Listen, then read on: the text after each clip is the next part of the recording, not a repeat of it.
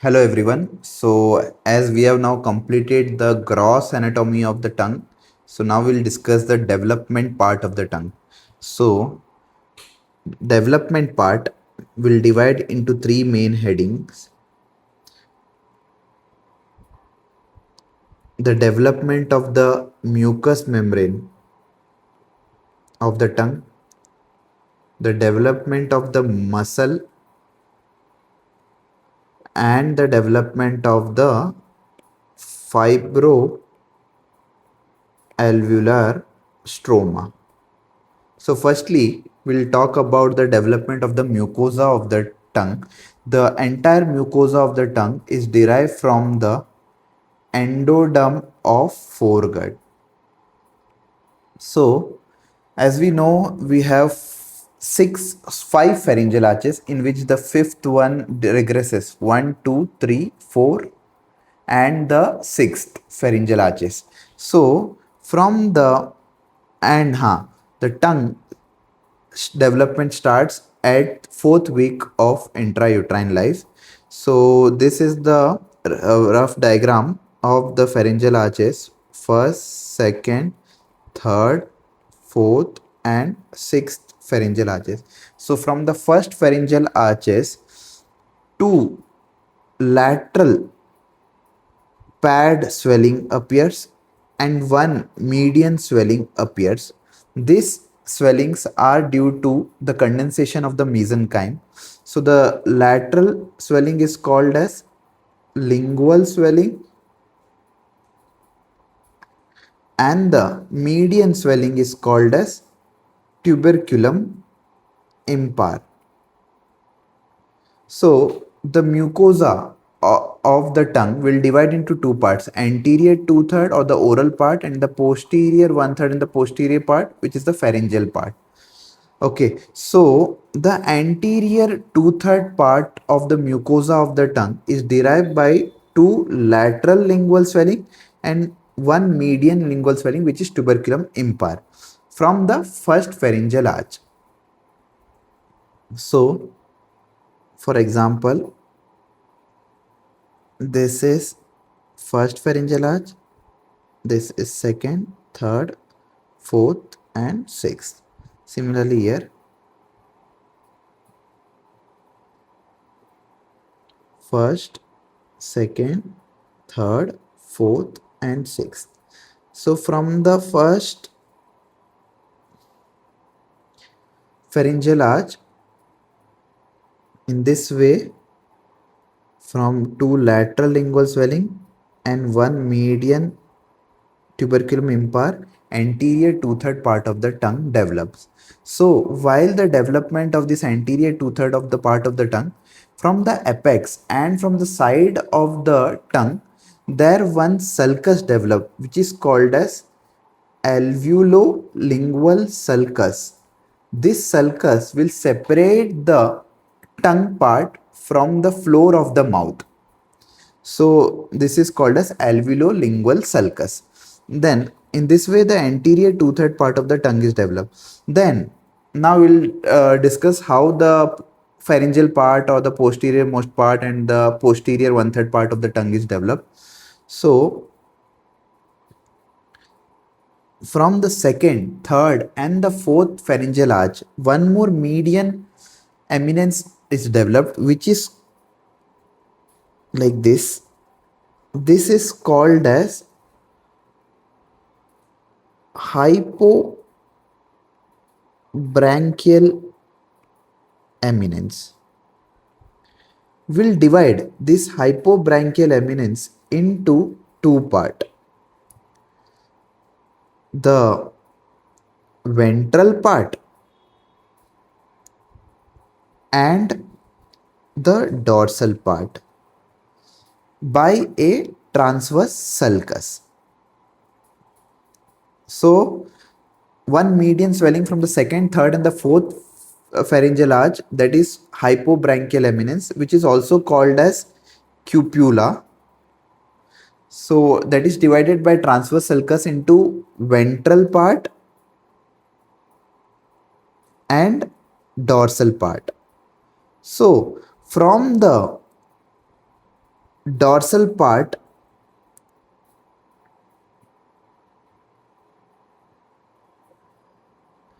epiglottis and its mucous lining is developed.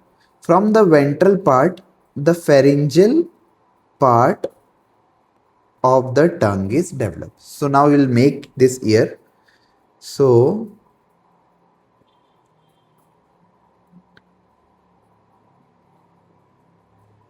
here,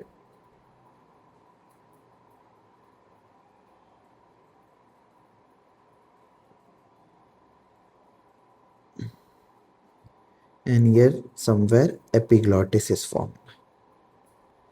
Similarly, from the sixth arch, two more swellings are developed. This is called as arytenoid swelling, and this is laryngeal inlet. So this is the ventral part, and this is the dorsal part of hypobranchial eminence. And the meeting part of the ventral anterior two-third and the posterior part, there one sulcus develop, which is called as sulcus terminalis.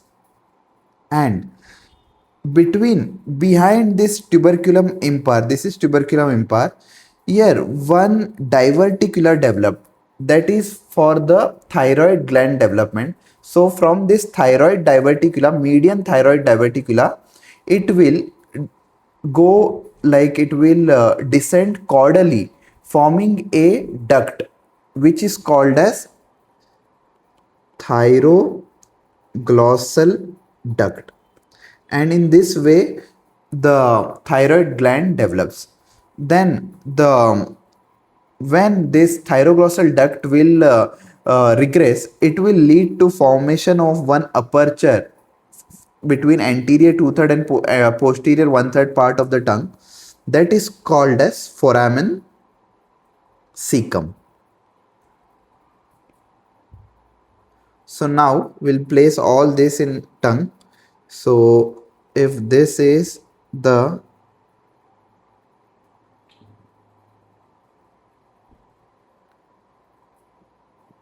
tongue and this is the epiglottis, okay, and here,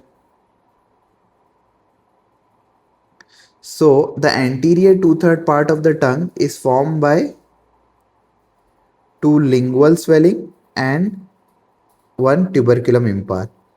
Posterior part of the tongue, it is formed by ventral part of hypobranchial eminence, and the epiglottis is formed by posterior or the dorsal part of the hypobranchial eminence. And the one more thing, the circumvallate papilla, it is developed in the posterior part of the tongue, but it will go from here, posterior one-third part of the tongue, and it will go and lie in front of the sulcus terminalis.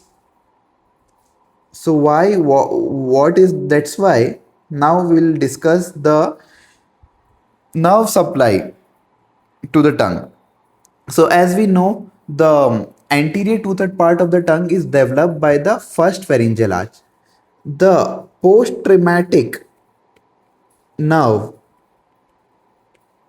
of first pharyngeal arch is lingual nerve.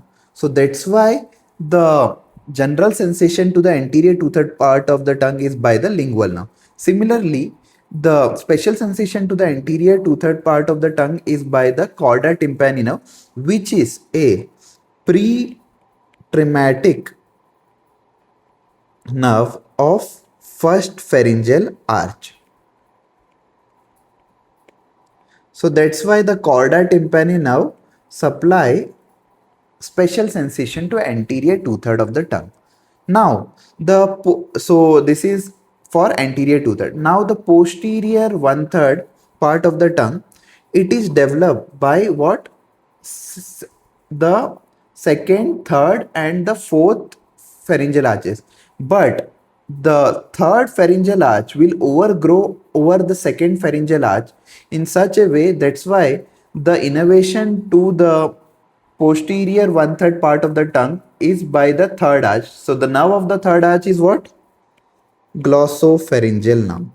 So that's why the glossopharyngeal nerve will supply the posterior 1/3 part of the tongue. This is anterior 2/3, and the posterior most part of the tongue. As we know, the posterior most part of the tongue, it is supplied by fourth, it is derived from fourth arch, and the nerve of the fourth arch is what? Superior laryngeal nerve. So that's why the internal laryngeal nerve, which is a branch of superior laryngeal nerve, supplies the posterior most part of the tongue. In this way, we can relate the anatomical, so the embryological basis of the nerve supply to the tongue. Now, in this way, we have discussed the mucosa of the tongue. Now, we'll discuss. So we have discussed the how the mucous membrane of the tongue has been developed. Now we'll discuss how the muscle of the tongue is developed. So for that, we'll see this diagram. So this is an image of a sagittal image of the fetus.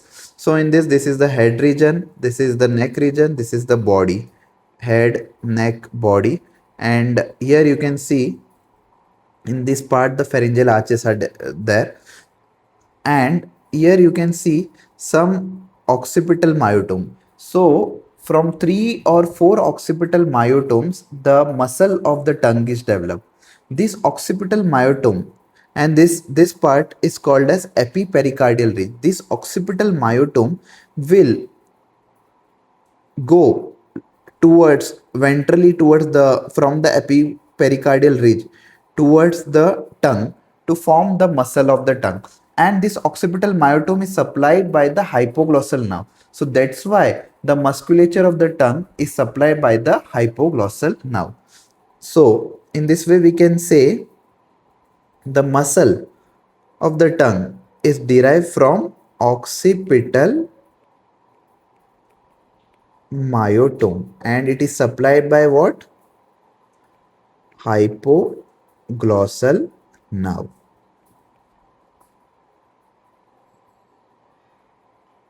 And now remaining fibromuscular stroma. This fibromuscular stroma,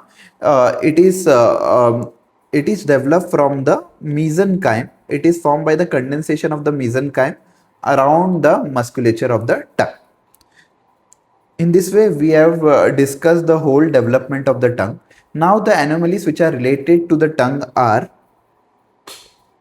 firstly, aglossia. What is aglossia?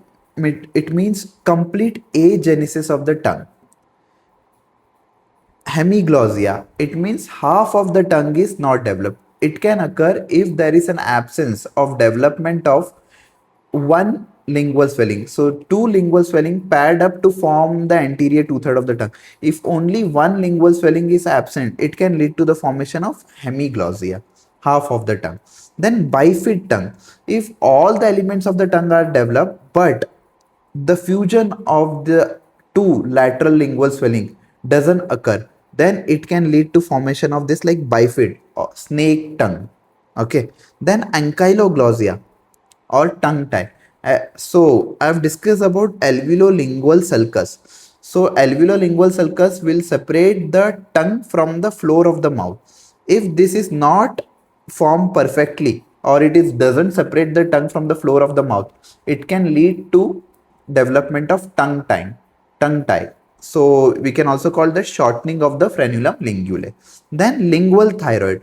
As we have discussed about the thyroglossal duct, if the thyroid diverticulum which has developed, if it doesn't go, like it doesn't go towards the like it will doesn't migrate down and it stays in the tongue, then it is called as lingual thyroid, which can lead to lingual tumor.